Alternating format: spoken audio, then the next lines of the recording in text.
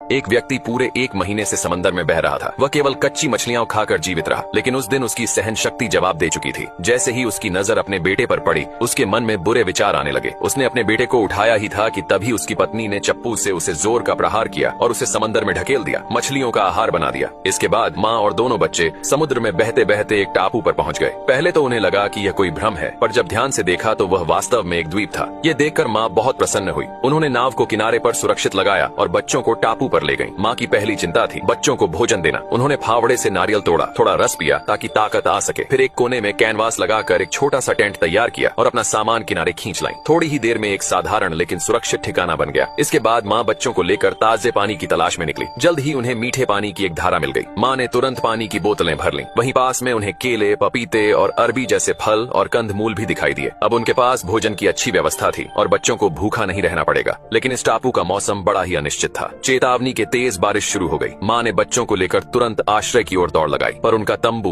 बारिश में बेकार साबित हुआ। मजबूरी में माँ ने बच्चों को कंबल में लपेट दिया और स्वयं बारिश में भीगती रही। बारिश रुकने के बाद उन्होंने देखा कि उनका टेंट पूरी तरह अस्त व्यस्त हो गया था। माँ समझ गईं कि अब उन्हें एक मजबूत आश्रय की जरूरत है। तभी बेटे ने पुकारा, माँ। माँ ने मुड़कर देखा कि पास ही एक लकड़ी का पुराना केबिन था। वह खुशी खुशी वहाँ पहुंची। देखने पर पता चला कि वह घर टूटा फूटा जरूर था, पर जरूरत की सारी चीजें मौजूद थीं। संभवतः किसी पुराने जहाज के यात्री द्वारा बनाया गया था। थोड़ी सफाई और मरम्मत से वह एक सुरक्षित घर बन सकता था। धीरे धीरे माँ ने मछली पकड़ने के भाले बनाना सीख लिया और बच्चों के लिए स्वादिष्ट भुनी हुई मछली पकाने लगी। दोनों बच्चों ने टापू पर कुछ नए मित्र भी बना लिए। ये छोटा सा परिवार अब शांत और खुशहाल जीवन जीने लगा। समय बीतता गया और बच्चे बड़े होते गए।